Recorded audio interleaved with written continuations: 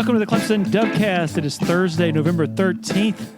Clemson's football team, I guess, is a few hours away from getting on the buses, going to the airport, flying to Louisville for a Friday night game against the Cardinals. Can Clemson salvage something from this season by winning at Louisville and at South Carolina? Not saying it would be regarded as a successful season by any stretch, but they could maybe walk away with their heads held high under that scenario. We got plenty of analysis and insider information at TigerIllustrated.com leading into this game, part of the On3 network. I've spent a lot of time over on the Louisville On3 site perusing their message board. That's one of the great perks of an On3 membership, is being able to visit all the other message boards in the network, watch some meltdowns, and maybe learn a little bit something too.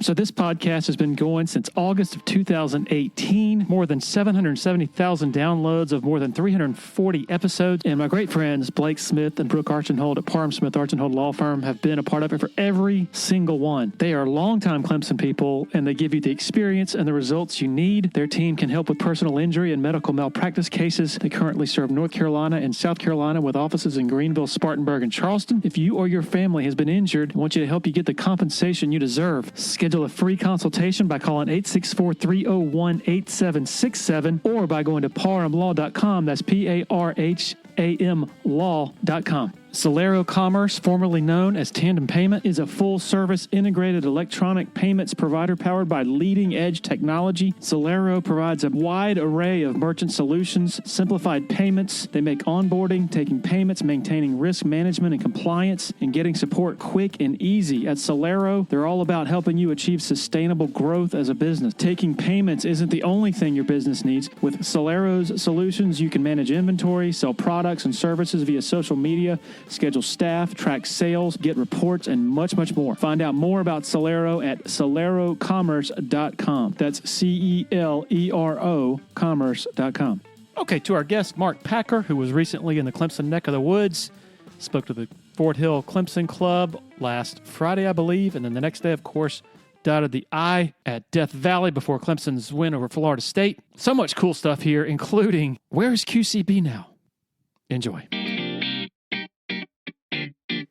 All right, joined by Mark Packer, who is down in his basement. I assume that's the old basement that used to contain the studio for your shows? Yeah, it took ESPN about 4 months to get all their junk out of here. So we're now back to where it used to be when I was doing radio, and I had all my junk literally all strewn all over the floor. Fuller Fact is sitting here at my feet like he normally does. So it kind of looks like it used to before the old ESPN ACC Network days.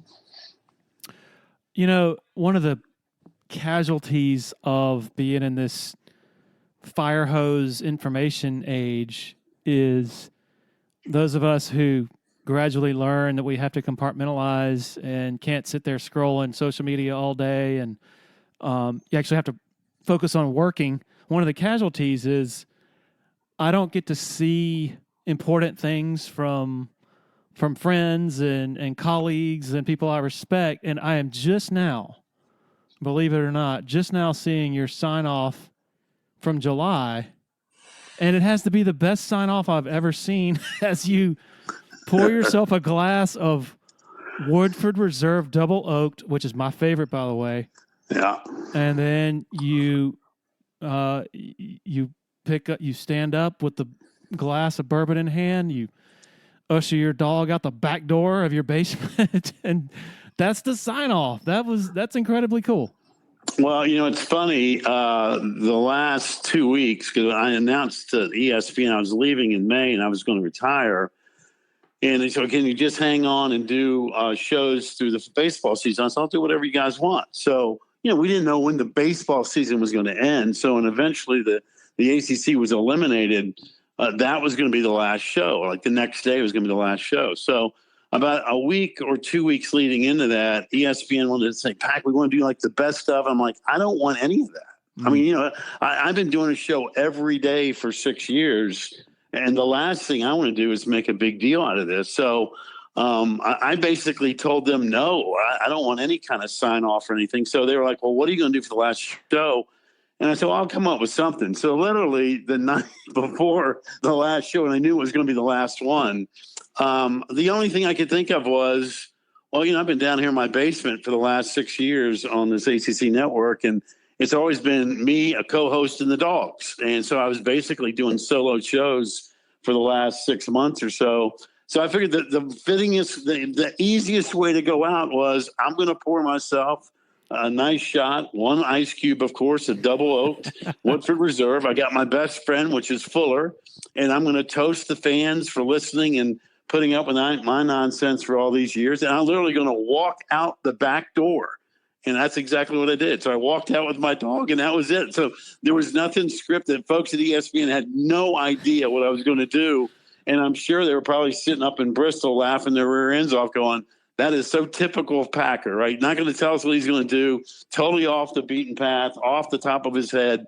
And he pours a Woodford Reserve and walks out the back door of his home with his dog. It was like the perfect way to walk out, I thought. It was so, I mean, nothing brilliant. It just was, it's basically me, was what that was. Pretty brilliant, in my opinion, if it involves bourbon and a dog and walking to your backyard. Right. I mean, what more does man need, right? I mean, that's pretty much it. If you're married to a great woman, you've got the trifecta: bourbon, a great dog, and a great wife. If you got that, life's going to be okay. Was it, I mean, you never know exactly what the emotion is going to be until you're in that moment. Was it relief? Was it happiness? Was it a mix of a bunch of different things? It was probably a build-up years ago when I realized, about 2 or 3 years ago, I was ready to get out. I mean, I really was. I'd seen where this industry was going, where the landscape of college sports was going. It wasn't the thing that I grew up with that I loved.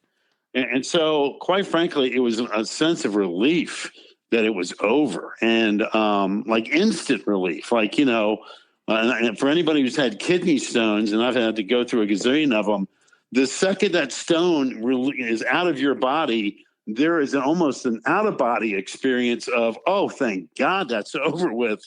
And that's basically how I felt. I was just ready to get it over with, and have been for a long time. So it was a labor of love, loved doing what I was doing. But man, I'm ready for the next chapter in life. I just turned 63 in October, and there are so many things that I want to do, and I can't do that sitting in my basement doing a 3-hour television show or radio show every single day. So, I want to teach, I want to write, I want to see the world. I just want to go live again. So that's basically what I put on Twitter. And I know there's probably a lot of people that don't understand that, but after doing this stuff for 30 years, and doing a show, multiple hour show every single day for 30 years, there's just new challenges for me. And I just kind of felt like the time was right. You mentioned kidney stone. What was the most, I guess, painful part, so to speak, that made you so ready to be done with it? What was just the day-to-day? No, that wasn't it. I think it was just the aggravation of wanting to do what you want to do. And quite frankly, the last couple of years at ESPN, I wasn't able to do that. Like the show we were doing, quite frankly, was a 100% ESPN produced show. And the stuff I like to do is create and do stuff off the wall. And that wasn't going to happen. So I was like, I'm ready to go. I'm going to go do that if that's what I want to go do next. So it's probably a combination of a lot of things. I've always had like an entrepreneurial spirit, whether it be creating the Southern Fried Football Tour or doing my own syndication with the old Primetime with the Packman show, or all the stuff I was able to do at SiriusXM, which I had carte blanche with blank canvas every single day, which was so much fun. It was very, very structured at ESPN. And quite frankly, I had done enough there. I was just ready. If I'm not going to do what I want to do, I'm ready to go leave. And so it was just time to go. And I knew the timing was right. So there were no look back and woulda, coulda, shouldas. And again, I wish ESPN and all the folks, the ACC Network, the very best. I hope they have great success. But for me, it was just time to go on to the next project. Can you put into words what that structure was, what those walls were like in terms of being sort of imposing on your normal way of doing things? What did it? Well, I'm opinionated, right? I'm going to kind of tell you how it is, and it may offend some folks, and that's okay. I mean, that's the world that we live in. But quite frankly, I thought the ACC should have been defended more, and to be honest with you, that was blocked a lot, and I didn't care for it, and they knew I didn't care for it, and when you're kind of fighting uphill, especially with a league that's fighting uphill. You're like, hey, we're all playing. We should be rowing the boat the same direction, and that didn't feel like that was happening the last couple of years. So, if I'm not going to be able to maximize my strengths, then I'm going to go somewhere where I can, or do nothing at all. And go travel the world and let somebody else worry about it. So that's kind of what it was. Again, the people I worked with on air at ESPN were fantastic and love them to death, and they're terrific. But I did think there were some walls and some structure that, quite frankly, this conference is fighting that others do not. Well, wait a minute. And I'm not trying to dredge up dirt or anything. Like you said, just respectful differences. But when you say that, okay, ESPN and the ACC are partners, so it's in ESPN's best interest to promote the conference that is partners with. I mean, this is not rocket science. What form of sticking up for the ACC did you sort of take, and how was the resistance sort of imposed? I guess. Well, I think if anybody watches ESPN and they watch the way the Southeastern Conference is promoted and all the bells and whistles on that network, and you watch how the ACC is promoted, and you see all the bells and whistles on that network, you can't tell me they're the same. They're not even close. I mean, I think anybody, that even if you don't even have a dog in the fight, if you watched it, you'd sit there and say, hey, wait a minute, is this apples versus apples, orange versus orange? I don't think it is. And I'll go to my grave saying that. So there may be some folks at ESPN that say, Pac's full of it, and that's fine. I mean, they're entitled to their opinion too, but I had a front row seat to see it. And I just think that, the league's got to win more. That's a given. I said that 1,000 times if I said it once. If you win a ton, you got an opportunity. But, when I saw Florida State get absolutely hosed by the College Football Playoff Committee and how that was presented and the narratives presented, then I knew something was up. And, again, I don't think I'm saying anything that people haven't seen and noticed, whether you're involved with the network or not. Well, again, how do they tell you don't do that again or don't? There were a lot of times. There were many times that I would say something that I had heard or seen on ESPN, and they're like, "Hey, we don't want you attacking one of our own." And I'm like, "Well, wait a minute. Anybody that attacks the ACC, they're basically attacking one of their own." Yeah. There's hundreds of examples of that. And again, one of the things I'm going to do in my free time now is I'm going to write a book. I've said from day one, I've always wanted to write a book, never have. And literally, Larry, at my feet, I am looking at 30 years. I take notes like crazy. I'm a note taker.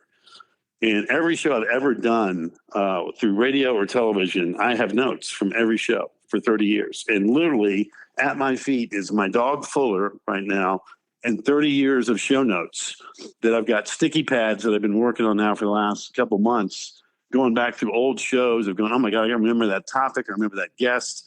I mean, I got a length of guests from the last 30 years, which is unbelievable. So I'm going to try to compile all this to write a book. And then I can assure you there will be a couple chapters designated to the last couple of years of just the ins and outs, the ups and downs, working at a show on ESPN. I think it'd be an interesting take for folks to kind of take them behind the scenes a little bit. And heck, even Dabo recently, I think last week, sort of brought it up like, hey, Clemson doesn't get the benefit of being part of the machine.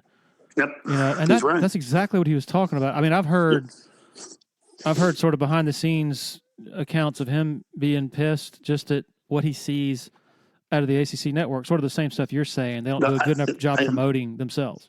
Larry, it's such a broken record. I've got so many dozens of examples of stuff that happened behind the scenes that I just kind of wonder, hey, are we playing by the same set of rules? Because it sure doesn't feel like it. And you always hear conspiracy theories of folks who don't work in the industry, and most of them, you just kind of shake your head and laugh and go, "You folks have no idea." But there is no doubt that the intent is for everybody to make as much money as possible and put everybody in the best light. But I think anybody that's watched the college football world the last couple of years and the narratives that are involved for the college football playoff, there's no question that there are double standards. And I've already seen it some this fall. Quite frankly, we've only had one or two college football playoff polls come out. So the ACC. I've had this conversation with the Commissioner Phillips a bunch. We've had a lot of private conversations about it, and so it is what it is, and it's not going to change, quite frankly. So the only way for the Atlantic Coast Conference or Clemson or anybody else associated to get better is to win, and win. I mean, a ton. But Florida State kind of proved that a couple of years ago. That's exactly what they did. They did everything you're supposed to do, and at the end got screwed, and they got completely hosed. By standards by which, and again, I've done the college football playoff mock selection. I've experienced how that's supposed to work. And like I said, when I saw that all go down and then the narratives formed immediately afterwards, and even leading into it, I just knew something was up. So it is what it is. And, again, everybody's going to make a ton of money. The SEC is making a ton. The ESPN's doing their thing. The ACC Network's getting a nice check at the end of the day. But I do think there are a ton of narratives formed from different angles that are centered and directed basically towards one group, and that would be the SEC. Speaking of Florida State, the snub, is it fair, though? Like, I'm not an SEC homer, but I watched that team after Jordan Travis went down, and I likened it to Clemson without Deshaun Watson. I mean, they were not good. And I don't mean to sort of extrapolate what's happened since then in 24 and 25, because we're talking about 23.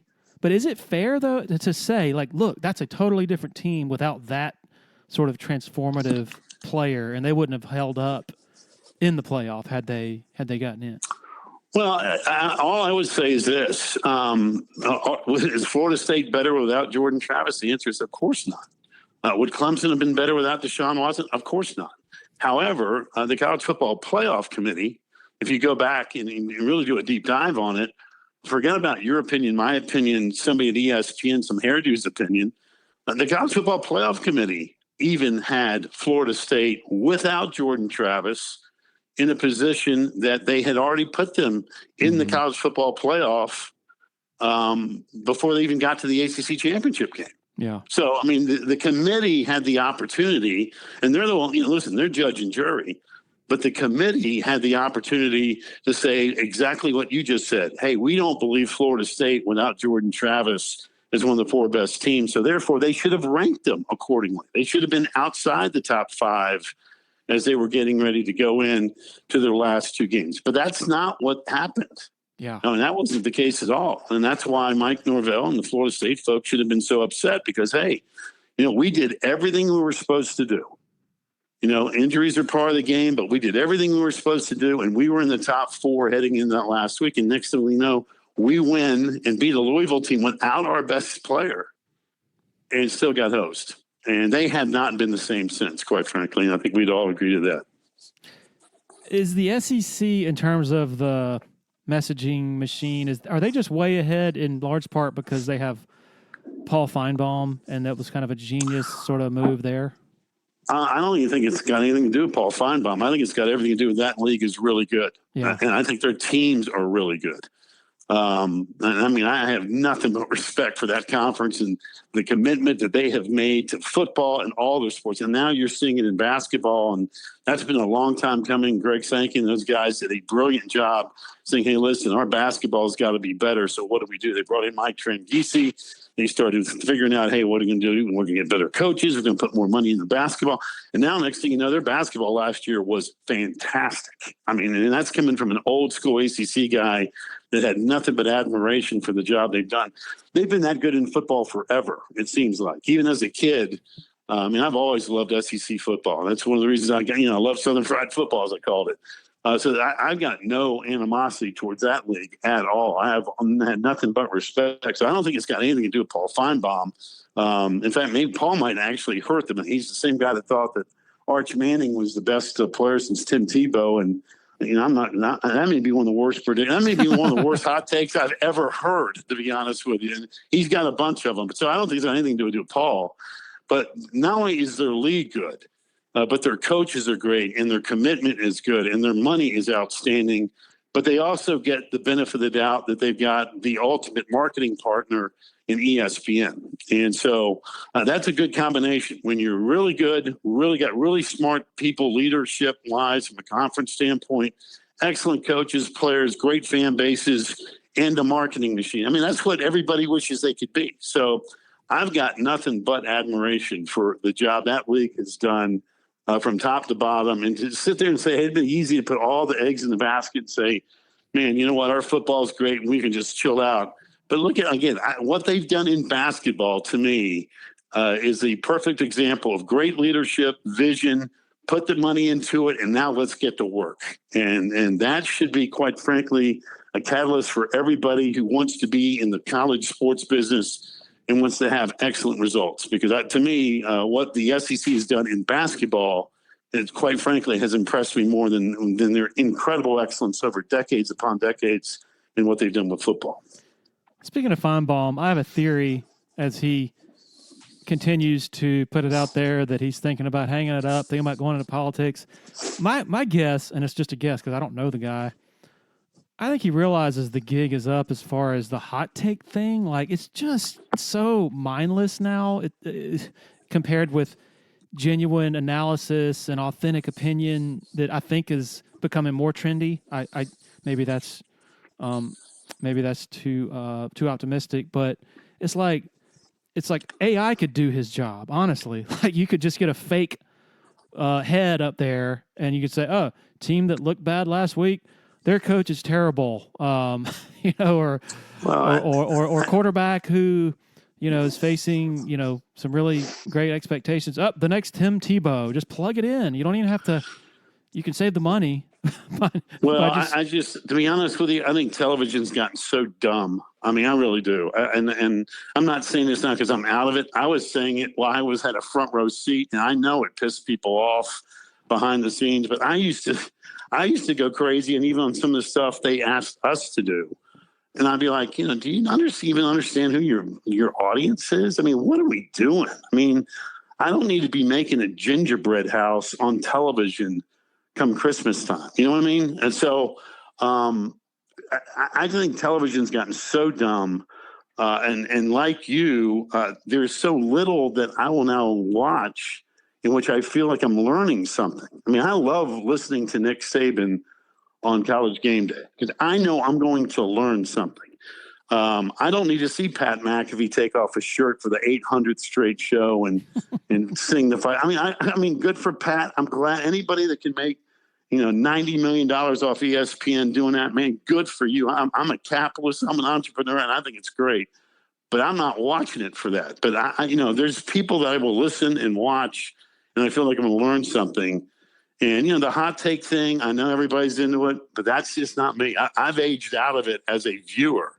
And again, quite frankly, when I turn on the television now, it's almost exclusively just to watch a game. If there's a game I want to watch or games I want to watch, that's why I'm tuned in. All the shoulder programming, to me, has almost become cotton candy. Well, and I guess that's what I'm getting at is while the hot take thing does still exist, Sure. The major network kind of deal, you have a whole separate world out there, mainly on YouTube, where people have taken, basically are doing their own platforms, and you have a lot of authentic, informative, informed opinions, like just off the top of my head, Cole Kubelik, Greg McElroy, Josh Pate, David Pollack, Aaron Murray, and Eric McLean do a great job. I just think there's more and more of an appetite for that because there's more and more people who recognize the clickbait and hot takes for what they are and see right through it. And so to me, that's refreshing, and it sort of further pushes Feinbaum's shtick to the side, or at least I hope. Maybe that's being too optimistic. Well, like I said, I'm for everybody getting paid and doing their thing. You find your niche and you run with it as long as you can. But like you, I mean, there are certain people that I look forward to hearing their takes.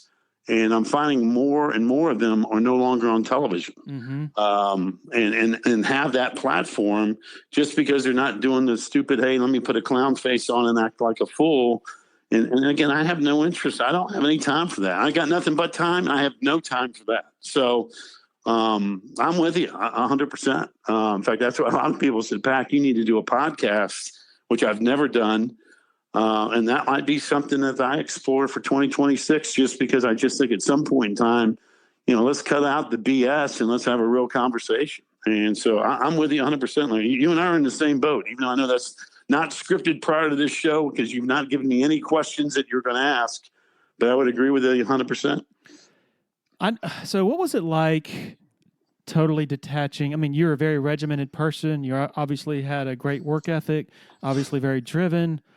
You had your routine. I know that as I evaluate sort of, okay, down the road, when I get to retirement age, I realize that my daily routine, my work routine, mostly involving writing, it's almost like oxygen. Like, I don't know what I would do without it, just having that purpose. Can you maybe sort of shed some light on how that sort of stepping away has gone for you? I know you've been traveling a lot and getting a lot of enjoyment out of that and spending time with your family and such. Yeah, I think for me, it's still a transition period. And folks don't know this, but one of the most difficult things for me the last couple of years while I was still doing the show, ACC PM, is we had a lot of personal issues going on with me personally.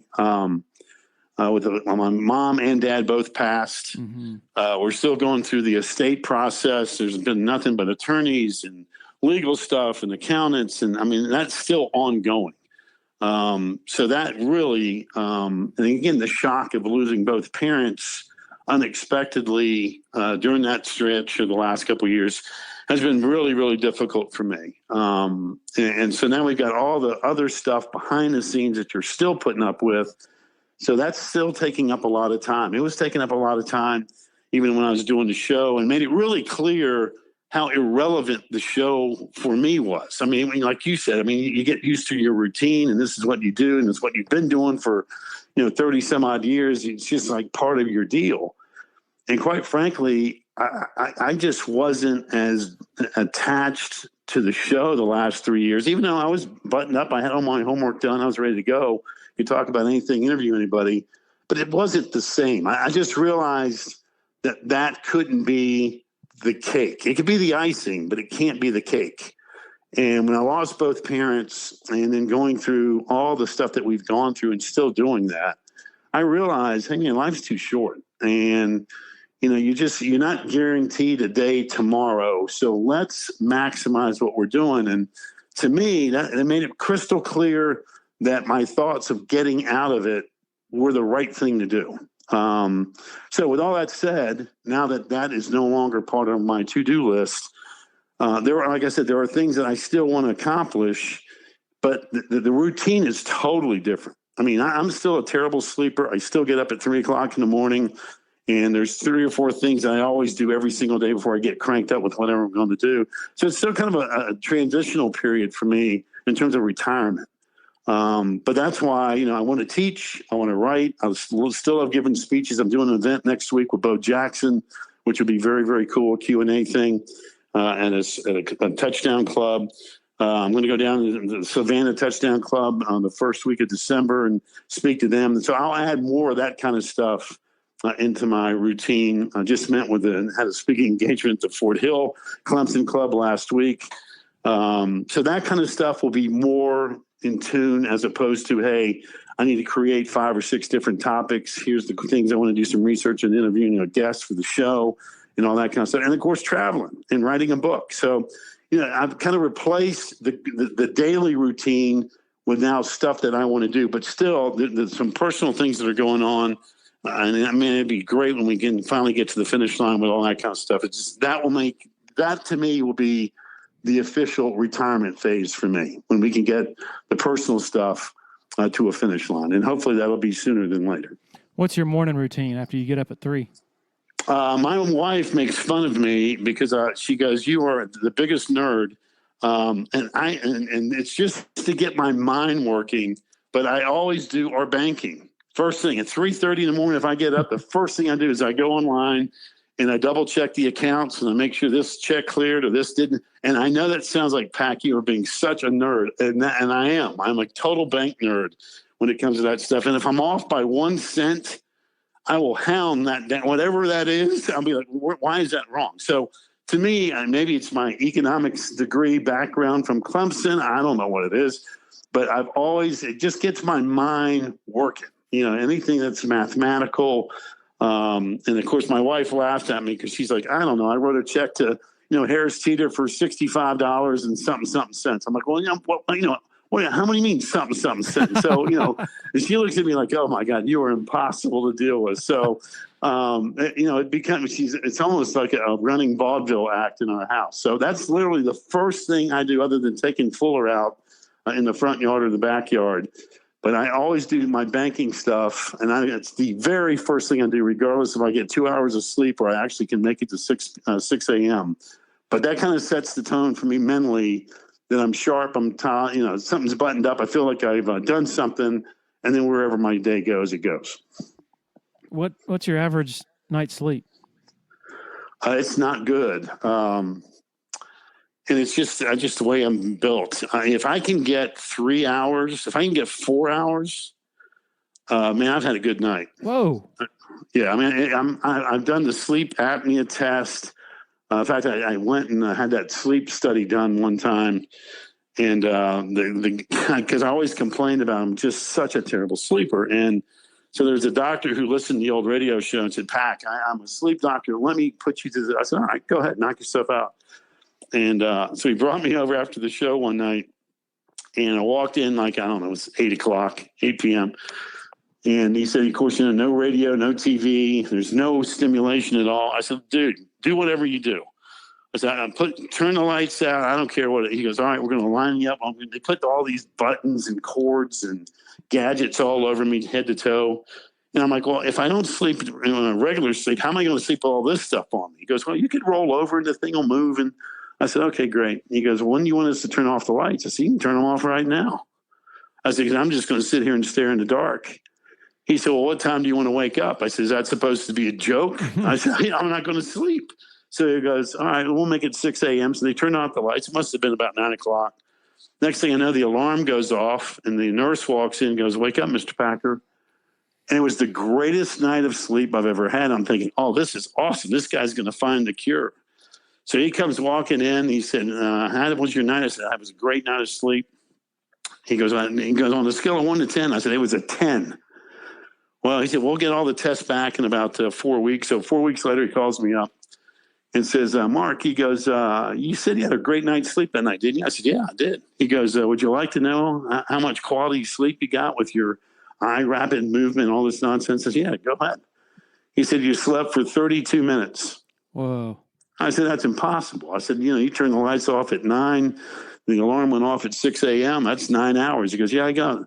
He goes, well, those 9 hours, you actually slept for 32 minutes. So, I mean, I've got all kinds of issues, and I don't know what it is. The only place I could sleep is on a plane.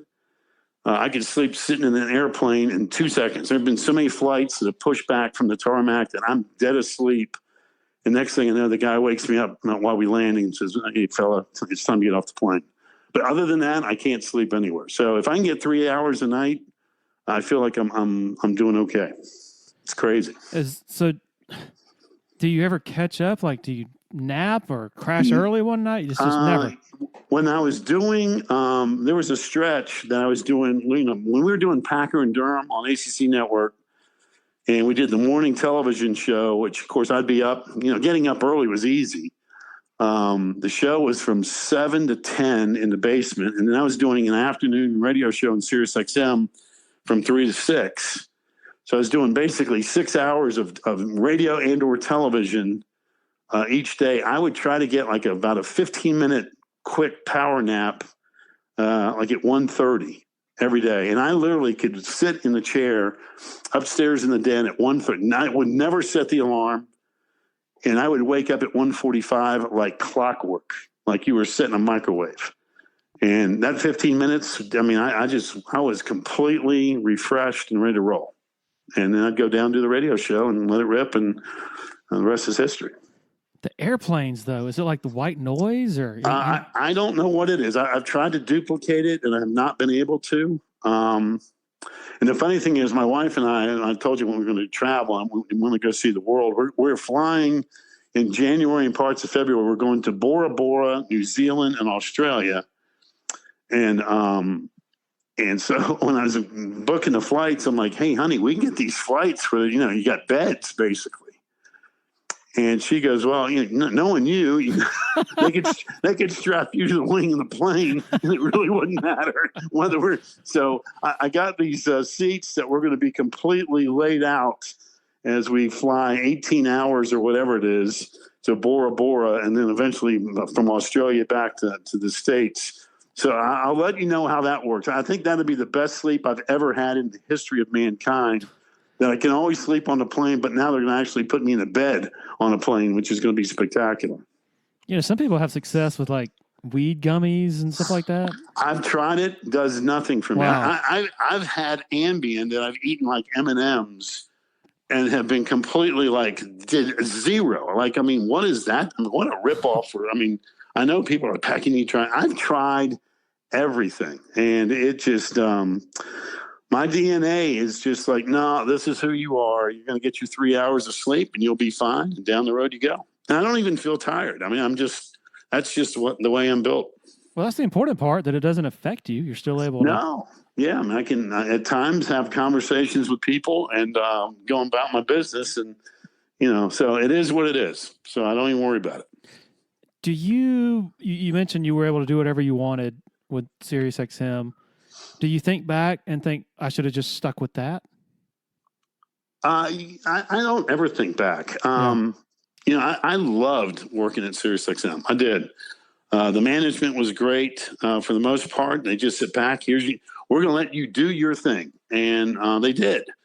And so literally I couldn't wait every day to get out of bed because I knew I had a blank canvas and it was up to me to create something, whatever it might be. And we had great listeners, great callers. All of that worked out really, really well. So, I don't ever look back. I mean, the ACC television stuff happened because of SiriusXM. So, it's not even a matter of, woulda, coulda, shoulda. And one thing just kind of led to the next. So, it's been a crazy, amazing journey for me because it was such a fluke for me to get involved in sports broadcasting. I know that sounds goofy given my family's background because that was not on my agenda. But, man, looking back at it now, that's why I'm going to write this book because the people I've had a chance to interview and interact with and things that have happened to me are really remarkable. And so now I can really kind of appreciate it, especially going through all these old show notes. I'm like, oh, yeah, I forgot that I interviewed Ted Nugent and Alice Cooper. I remember the day that Rowdy Roddy Piper walked in when Ric Flair was co-hosting. I remember when we did James Brown showed up completely unannounced, the Godfather of Soul. I remember when President Jimmy Carter called in out of the blue one day and wanted to talk Atlanta Braves baseball. So, I've got so many stories that I probably just need to put down on paper. And in addition to my experiences with ESPN and SiriusXM and interactions with all kinds of, dignitaries and all that kind of stuff. So I think it's a story that would be fun to write for me, whether anybody buys the book or reads it. I have no earthly idea, but man, the stories are funny. And, so that will be a labor of love for me moving forward in addition to the other stuff. Okay. Where and when did James Brown show up unannounced? Well, the old Primetime with the Packman show, which is where I got started, and then eventually I owned the syndication rights, and we put it all over the Carolinas. But the theme song to the show was "Living in America." Oh, yes, which was James Brown. Dun, dun, dun, dun, dun. Yes. And out of nowhere one night, I get a phone call. In fact, it was a night of the Duke Carolina basketball game, and we were making a big deal out of it because we always used to have viewing parties. About the last 20 minutes of our show, and it was always a 4-hour show, James Brown, the Godfather of Soul himself, called into the show. and he was listening to it because he was on his way to Charlotte, unbeknownst to me. And so we had, or at least I tried to have a conversation. I had no idea what he was saying. And so, I was just trying to pick a word out from each sentence to lead to the next question to him. But I was so in awe that number one, he'd be listening anywhere in in the area. And so we ended up having like a 20-minute conversation with him. And that was on a Thursday. Then on Friday, the very next day, he showed up completely unannounced with his band, his entourage, his girlfriend, his managers. And we always used to have Bubba's Barbecue be a sponsor on Friday's show. So we could feed 50 people. We had a huge studio. And Bubba's would always give us ribs and chicken and beans and hush puppies and all this stuff. And so the last hour, while we've been talking about that North Carolina had beaten Duke the night before and all this stuff, James Brown and his entourage show up at the studio completely unannounced. And it was like a gospel choir. It was unbelievable, the last hour of the show. And I mean, he was fully dressed because he was doing a performance in Uptown Charlotte later that night. So he comes walking in with a whole band and everything else. And we had ourselves a party and then some on the air for the last hour. It's a night I will never, ever forget. So they performed. They basically, in fact, he started singing about rib. He started eating the ribs from Bubba's, and he loved the ribs so much. He was like, "Packman, these ribs are really good." I was like, "Yeah, James, they're awesome." And he's like, "Oh," and he starts singing about the ribs. He starts singing, and then the background singers, they started singing about ribs.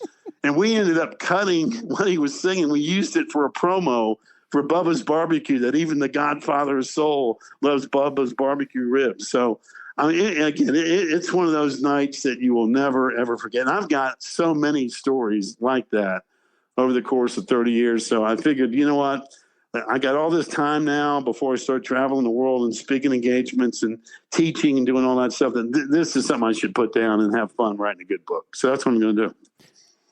Do you just have the notes, or do you also have access to a lot of those audio files from those shows? I still, funny you should say that, because I was going through what we call our Christmas room, which has just got boxes upon boxes and stuff. And I literally about a month ago ran into a box that had all these audio files from the old radio show. And I'm like, oh my God, there is no telling what is in there. They're listed. So I got to go through them on. There must be 1,000 DAT tapes in there with everything scribbled. DAT tape number 611 is Burt Reynolds and Sylvester Stallone. So, I mean, I remember when we interviewed both those guys. So, so I got to go through all that stuff. And again, it'll be a labor of love, but it will be a lot of fun and bring back some unbelievable memories. Sounds like an idea for if you start your podcast idea, intersperse a lot of that old stuff into your podcast. Well, you could, I guess. I mean, it's one of those things. But I still have, Southern Fried Football Incorporated, still my company. I've had it since 1998. I've still trademarked the name Southern Fried Football. I've trademarked the logo. When we created the Southern Fried Football Tour, that was really Barstool before Barstool. And we were way ahead of our time with all that stuff. And the stories I can tell, like Ric Flair coming on one of those road trips when we went down to University of South Carolina for the Florida-South Carolina game. And I remember standing on top of the 40-foot RV, and here's Nature Boy Ric Flair with me trying to sign autographs. I'm like, how? We're stuck there at the front of a Bojangles, who was a great sponsor. I'm thinking, what kind of surreal world are we living in? That Nature Boy Ric Flair's in the RV heading down to the Florida-South Carolina game. He was there because he was big buddies with Spurrier, and all those South Carolina fans couldn't wait to see him. But he was there to watch Florida beat the living crap out of them, and they did. And I remember he walked out on the field, and all you could hear was, and we were in the upper deck corner at Williams-Brice was where we were sitting, and I could just see this white hair coming out of the visitors' locker room, and all I heard was, woo! And like all the Florida fans were doing the woo chant. I'm like, oh my God, this is what it must feel like to be a rock star, right? It's one of those kind of things. Crazy. Listen up, Clemson Tiger fans. Founders Federal Credit Union has a new office right on campus in the Hendricks Center. We're here to serve you with the financial tools you need and the personalized service you deserve. Not on campus, Founders has an office conveniently located on Old Greenville Highway. Stop by or visit foundersfcu.com to learn more and apply for a membership. Relax, you're with Founders. Federally insured by NCUA, membership qualification required. As president of Harris Home in Anderson, South Carolina, Scott Junkins knows all about foundations and how to cover them beautifully. His client list includes Clemson University, BMW, and Greenville's Floor Field, along with thousands of homes and businesses throughout the area. Harris Home was previously Harris Flooring, but the next logical step was to expand beyond flooring and manage complete interior renovations. Scott has assembled an expert team that completely manages every step of any redesign project, from ideas to finishing touches with both residential and commercial projects. Open the door to more by going to discoverharris.com or by calling 864-225-8631. There are still people who bring up the Primetime with the Packman show. In fact, last week when it was on our message board that you were at Fort Hill and then that you were dotting the I, somebody made a random comment, I don't really care unless QCB is going to be with him. Like, did you have a sense in the moment of just how iconic that show was? No, we were just having fun. But that show was, looking back at it and what the industry has turned into, that was a great show. It really was. That show had really smart commentary. It also had the craziness of the Weiner line and QCB. Our guest list, and that's what I've been working on for the last month. Of all the guests that we had on in the 13 years I did that show, it's incredible. It's a who's who that was on that program in some shape, way, or form. So looking back at it now, in fact, I even told my wife the other night when I had just gotten done going through like the year 2006 or whatever it was, I walked upstairs and said, man, I can't believe all the unbelievable guests that we had back in 06. And she looked at me like, hey, where have you been? It's 25 years, 19 years ago. I've been telling you for, 25 years how good that show was. So that show was way ahead of its time. And we had such a good time doing it. Every day it was like, all right, let's see what kind of trouble we can get in today. And it was just so much fun. And again, a lot of really, really wonderful people were involved to make that thing successful. Did you say the last year was 06? No, the last year I was looking through notes from 2006. Oh, I see.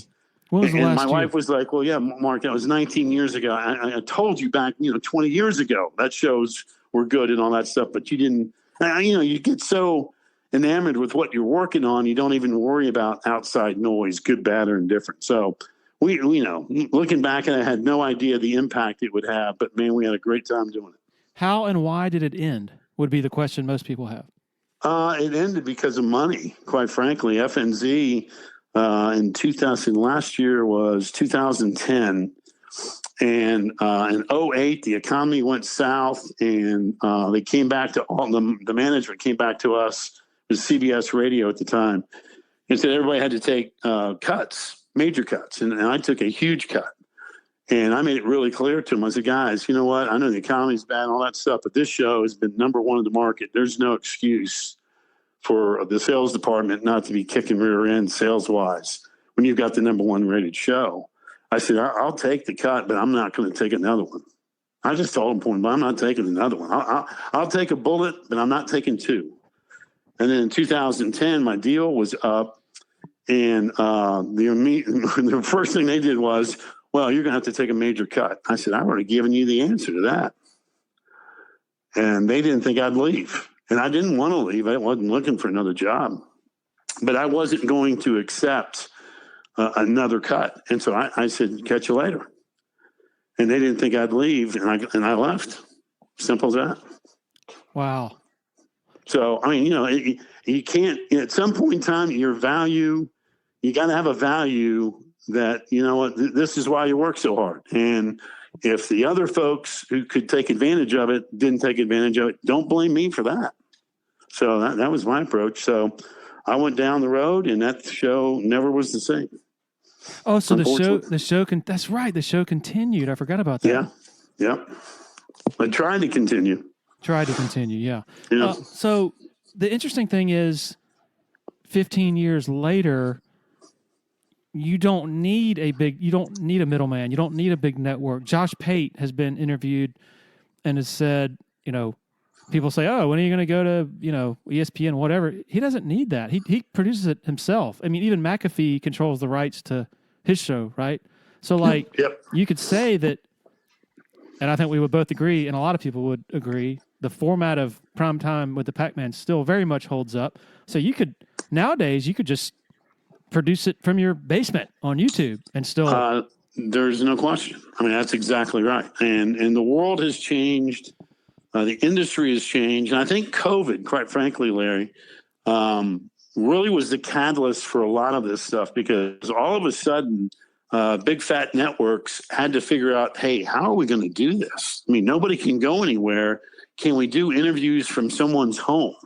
And now all of a sudden, hey, you can put a camera in somebody's house, and it's quite frankly no different than somebody showing up in the studio, whether it be in Bristol or New York City or Chicago or LA or anywhere else. So the world completely changed with COVID. And quite frankly, where I'm standing right now here in my basement, what ESPN built in my home, this was prior to COVID. And we had 4 television cameras, 30 lights, electronic equipment. They basically got cables going through my house. They were blowing holes through walls, bringing in AT&T power. We had 2 television trucks for the first month parked in my backyard, generators. I mean, so what ESPN built here in my house was so far advanced versus anything I, quite frankly, have done since. And the people behind that were brilliant. I mean, the ESPN visionaries with all that stuff were absolutely incredible with what they were able to build. And I will never forget literally sitting where I am right now doing my SiriusXM show, and ESPN had called and said, hey, listen, we're going to do this TV show. We'd like to come to your house and see where you do your radio show. And I said, well, it's a tiny little room. What are you talking? What do you want to watch? I mean, I'm wearing a headset. I got 2 dogs at my feet. And I got all the crap that my wife doesn't want in the house, literally in this room. And so they brought like 5 or 6 of their so-called experts. And I'm like, oh, this is going to be a disaster. I mean, they're going to open up the doors and go, what are we doing here? And I'll never forget. They opened up the doors, and I'm sitting back just trying to read their body language. And the first thing I said to him, I said, see, not a whole lot of room down here. And the guy looked at me and said, oh, no, we got tons of room. And I'm like, what are they talking about? And so they measured top to bottom. They spent hours in here trying to figure out what they were going to do with all this stuff. And they walked out. I'm like, they're out of their minds. And I'll be doggone. I mean, the ESPN folks were brilliant with what they designed and what they built and what they turned the Packer and Durham studio into. And I drove my wife nuts, obviously, for a long time. But it was incredible what they built here. It really was. And it was way ahead of its time. And of course, when COVID hit, a year and a half after that, everybody had at least one camera, but nobody had a setup like we had right here in the basement. It was unbelievable. What was QCB's day job during that era of Primetime with the Packman, and what is he up to now? He was working for the city, and the story is real. It's amazing. It'll be in the book. But we used to have our studios in uptown Charlotte where John Boy and Billy and WRFX used to be. They moved out. We moved in. And so I was really, really late having lunch and all these meetings going on. And I looked down, and our show back then was from 3 to 7. And it was like 2:15.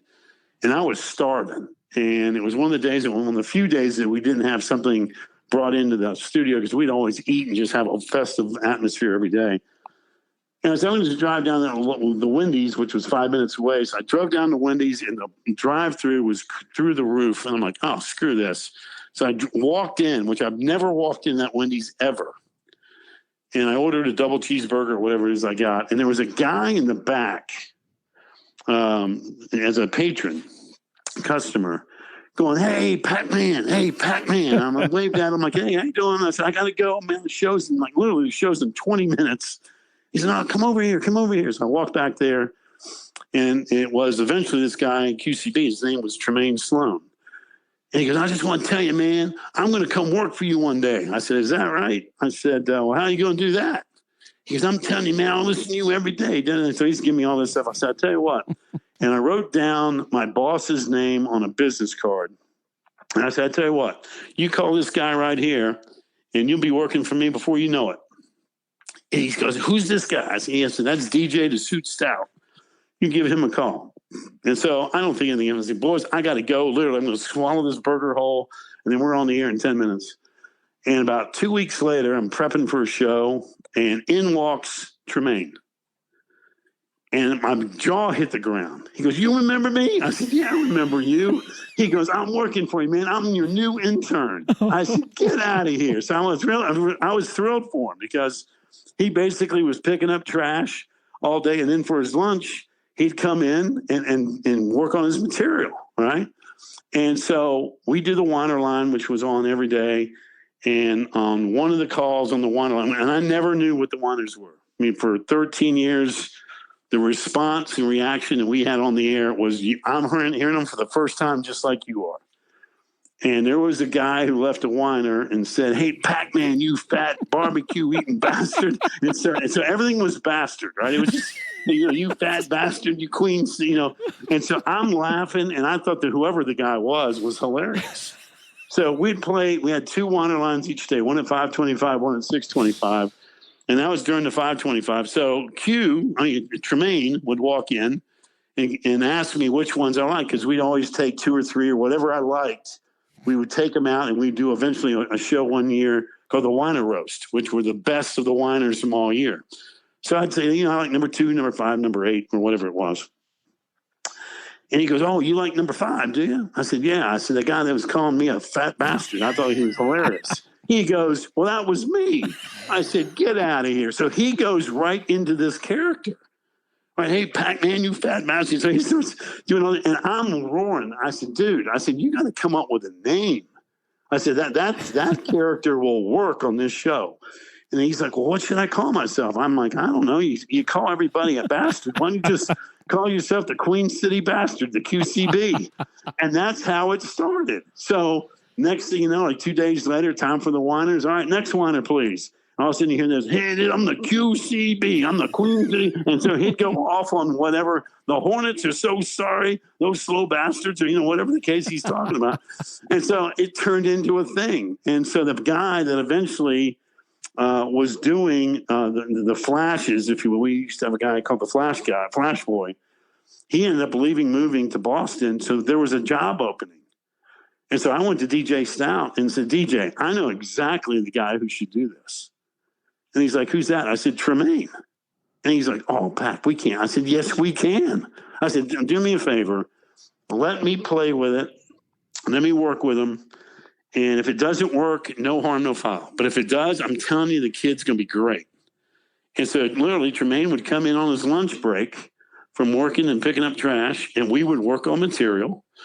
And then I'd say, listen, now go play with it. I'll see you today at 5, 5:15, 6. And that's how the whole thing got started. And the rest of it's history. It's a great story. Did he continue to work for the city? No. He ended up he kicked that away and became full-time at FNZ and became a character on the show. And today he's hosting his own radio show on Fox, the Fox channel in Charlotte. And he's a stand-up comedian. And the rest is history. So he's an amazing story. And people loved him. I mean, they love to hate him. They love to love him. But he could say stuff that I couldn't say. Quite frankly, back even then, 25 years ago, he could go off on something that I couldn't touch politically. And so that made the show fun, so he could go off. And if somebody was offended, hey, you know what? That's what Q's opinion was. What do you want me to do about it? So, but again, like I said, that show was so far ahead of its time. It's not even funny. It was really, really a great show. What was it like? Can you describe your emotions last Saturday night on the field at Death Valley Dot in the Eye? I loved it. I mean, it's been so long since I've gone to a game as a fan. In fact, I kept thinking about that even this week, thinking, man, even the Southern Fried Football Tour, in which we went on 140 games during that 10 to 12 years. But, you're working, when you're in the RV and you're passing stuff out and taking pictures and signing autographs and, selling stuff. I mean, you don't really go to enjoy it. The game kind of gets in the way. But last weekend was just a blast. And Clemson reached out to me in June, I think it was like June or July. And I was completely blown away. And they were like, Pack, we'd love for you if you're interested in dotting the I for the Florida State game. And I said, man, I would be honored. And, having two girls who have graduated from Clemson, the school has meant so much to me. I still love it so much. But to go there and to tailgate and, just completely chill out. And then, again, obviously we all wish Clemson was having a better year in football, but it's still Saturday nights in Death Valley, man. It's a unique place, and it's a great place. I think you kind of saw that even Saturday night, despite as lousy as the year was. I mean, people were entertained. They were jazzed. They were ready to go. So, yeah, I had all kinds of emotions walking out there, dotting the I. I just want to make sure I didn't act like a complete fool because at the end of the day, I'm just a fan. At the end of the day, I am a fan. So I was honored, and it was a thrill of a lifetime, and just had a blast. We had such a great time over the weekend. It was really so much fun. I have a pretty vivid memory of, I think it was after one of the national championship games, maybe both. I think it was the California. I always liked to stick around after everybody had left. Yeah. In the tunnels, you just see stuff that you're going to never forget. Yep. And the California one, the enduring image was seeing the Sweeney family out there on the field by themselves doing angels and the confetti. Yep. You were hanging out. I think you wanted to congratulate Dabo. You have a great relationship with him, of course. What do you make of where he is right now? Just trying to get that foothold that it seemed like almost a birthright for a while, but very elusive, kind of like a law of gravity, maybe. What do you make of where he is right now and where the program is? Yeah, I'll answer the first part, and then we'll answer the real serious part. That was an incredible night in California. I will never forget it. In fact, we were looking for him because I was doing stuff, obviously, with SiriusXM at the time. And so like you, I'm rummaging through the locker room. Almost everybody's gone. In fact, I think Deshaun, no, I take that back. Trevor was still there. And I was looking for Dabo. I'm like, where's Dabo? And they're like, Pack, he's around here somewhere. I'm like, what do you mean he's around here somewhere? I mean, we got to know where the head coach is. So I remember walking through the tunnel, and like you see him and his family out there. And there can't, other than the people cleaning up the stadium. And so we ended up conducting an interview with him out there. But that was an incredible moment. What a night that was. That's one I will never, ever forget. And going back, and again, all the narratives leading into that game, the greatest defense of all time, the greatest team. I remember Feinbaum and Trevor Lawrence has never seen a team like this. Okay, well, you know what? Duke played them harder than these guys did. So, what a night, what a performance. But going back to Dabo, and I mentioned this in the speech to the folks at the Fort Hill Clemson Club last week, that I years ago had a guy that I worked with that every time I'd come to him and say, listen, I got a problem, he would stop me in my tracks and say, Pack, you don't have a problem. What you have is an opportunity. And I always appreciated that he stopped. I mean, I must have done it 100 times. He always would stop me and go, Pack, no, you got an opportunity. It's exactly where Dabo and Clemson football find themselves. Now, listen, nobody's happy about being 4-5. Nobody expected to be 4-5. But you know what? It's an incredible opportunity. And I just thought it was amazing when I gave this speech last week. Like 2 days later, Dabo's telling the story about Nick Saban calling him going, you got an opportunity. And I know people thought I stole it, but I didn't. But I thought it was fascinating that Nick Saban even had the same approach. Dabo has had unbelievable success. Nobody can take that away from him. Nobody can deny it. He's a Hall of Fame football coach. And when he decides to quit, he'll be in the College Football Hall of Fame and anything else. But you know what? The great ones adapt. And he has an opportunity to do something that very few coaches, even with unbelievable success, have an ability to do. And I went back and looked up the amount of time the all-time great coaches went in between national championships. And, Urban Meyer and Nick Saban went 6 years in between, and they did it actually at two different schools. Bobby Bowden went 6 years in between national championships. And I went through this whole list, and Barry Switzer went from 1975 to 1985. He went 10 years between national championships. Not that the national championship is the standard, But when you put yourself in a position that, hey, we want to be one of the elite, that's normally what your mindset is. So Dabo's got this opportunity to adapt. And so really Clemson and Dabo seem to be at the crossroads right now of where are we going to go? What is the direction going to be? So I'm fascinated to see. He's a smart guy. He's obviously a brilliant coach. He surrounded himself with great coaches too. He has that opportunity now to adapt. And you know what? He's the guy that's got to make the changes. Everybody's been barking. And again, going back to narratives and hot takes. Dabo, Feinbaum, he's got to go. And shut up. This guy is a brilliant coach, and he's not going to get fired.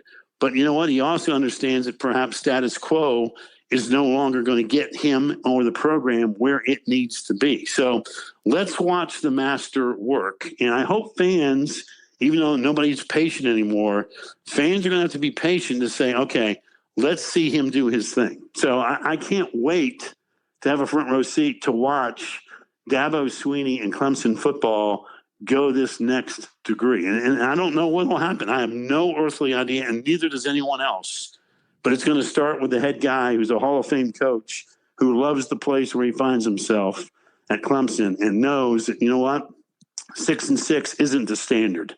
So how do you get to double-digit wins? How do you get back to being not only the ACC face, but also the elite from a national perspective? You got to do what everybody else does in the sense that, if you're going to play with one hand tied behind your back, man, your high school recruiting better be elite, right? If you're not going to bring in anybody from the outside to help, man, your development and the kids you bring in have got to be the best of the best. And if you don't do that, if you recruit pretty well, but not elite, then you know what? You kind of see it slip a little bit. I think it's kind of basically what we've seen. But Dabo's a great coach. He'll have the opportunity to get it right and to watch him work now over these next couple of years. I cannot wait to see how this thing plays out. It's going to be a fascinating case story. And you know what? Everybody in the country is going to watch Clemson to see how this thing plays out too, because they are on a pedestal because of the excellence that Dabo Swinney's been able to establish during his tenure. Now can he kind of tweak it, his style, and morph it into what is now the new college football landscape? It's going to be a fascinating case study. You said adapt about 5 or 6 times. What is your definition of that? And does your definition is it just portal or does it go deeper than that? No, I think it's, listen, there's a lot of different ways to have success, right? Just look at who's winning today. Kurt Signetti and what he's done at Indiana. Look at what Clark Lee's doing at Vanderbilt. 2 years ago, those two teams, they were so bad you wouldn't schedule them for homecoming, even though it was a guaranteed win. And look what they were able to do, and they did it a little bit differently. So, listen, Dabo loves the high school recruiting. He thinks that's the core of football, and that's great. I think you can still have that philosophy, but yet dabble in the portal area where you plug and place a couple guys that can elevate maybe what you've come up a little bit short, either in recruiting or in the development end. So, again, I've never coached a day in my life, and for me to give that guy any advice on how to do it would be absolutely asinine. But that's why I'm fascinated to see what he is going to do, because this should have been the year that his style and his philosophy, he could have gone 11-1, 10-2, win the ACC, in the college football playoff, and say, guys, see, I told you so. You know what? We develop our kids. Nobody leaves. I don't need to go heavy in the portal. But quite frankly, this year has been a total flop. So, again, like I said, Clemson's going to be a case study for everybody around the country to see how Dabo reacts. And if I'm going to be a betting man, and I'm not, I'm going to bet he's going to figure it out. He's a smart coach, and he understands what needs to be done. So let's see him go to work. You could even point to Duke as sort of what he's up against in terms of that adapting. Like you take, sure. They got Malik Murphy, right, Yep. from Texas, Yep. supposed big time guy. Well, Yep. he wasn't working out. All right. Well, Malik, sorry, but we're going to go after somebody else. Whereas Dabo might have been like, man, I believe in Malik. Man, he's going to be great. That kind of thing. The optimism. That's right. And then not just Darian Mensah, the big ticket item from Tulane, but they got 9 transfers, and they are 9 for 9, Pack. Like 9 for 9 as far as significant contributors. And they're coming from not just Oklahoma and Tulane, but Harvard, Dartmouth. Like, right. that's a impressive operation in terms of identifying talent and figuring that part out. And developer, right? I mean, even when you get them there, you got to develop. So, I mean, and I think Dabo can do all of that. And again, to me, Florida State and Mike Norvell, quite frankly, are the poster childs for this whole era. I mean, when he hit the home runs, I mean, that was a really talented football team a couple of years ago. I mean, they were really good. They were good on both sides of the ball. And that was a team, when healthy, was as good as anybody in the country. All of a sudden, the next year, guess what? The portal guys didn't work out. And next thing you know, attitude, chemistry, ball bounces wrong, couple injuries, and you go 2-10. I think Clemson's on a much more stable footing and foundation than what Mike Norvell and Florida State have had. Same thing with Manny Diaz and Duke. And so that's why I'm saying that Clemson will be an amazing case study because, listen, graduation rates, I know nobody talks about anymore, but Clemson does, and it takes a great deal of pride, and rightfully so. Developing kids where they're not transferring out left and right, that box is checked. Now, again, Dabo's got to get the right talent in the right mix. And, can you put that piece of the puzzle together? Let's watch a great coach do his thing. And again, I think Graham Neff and Clemson are going to give him that opportunity. And now he's got to go out and do it. And when you're getting paid $11 million a year and you give a fan base that loves its football team and its football as much success as you have, you've kind of created a monster, but that's what you signed up for. So, and like I said, it's now time to go to work. Well, Pac, this has been great. I appreciate you giving so much of your time, and I can't wait to see what the future holds for you. Sounds exciting. Well, I'm thrilled to have a blank canvas literally every single day. And like I said, I want to teach and I want to write and I want to travel. And who knows? I had so much fun last week dotting the I. I told somebody, they asked me about, did you practice? I said, yeah, I practiced. I was dotting the I in whiskey. That's what I was doing to practice. So, it was, again, Clemson has meant so much to me and my family. It's in my DNA, and I look forward to getting down there a bunch, quite frankly. That's on my agenda, needless to say. Maybe we can have a glass of Woodford Double Oaked when you come over here sometime. First one's on me, Larry. Guaranteed. Okay, this episode was not sponsored by Woodford Reserve, but maybe you need to call them up and mention the product placement here. That was great. Wow, on the QCB origin story at WFNZ, had no idea about that background. Thanks to Pac for giving us so much of his time. Also appreciate the support of our sponsors as usual. And also as usual, thanks to the most important part, you guys and gals, for hitting that play button every week. Really appreciate it. Cheers.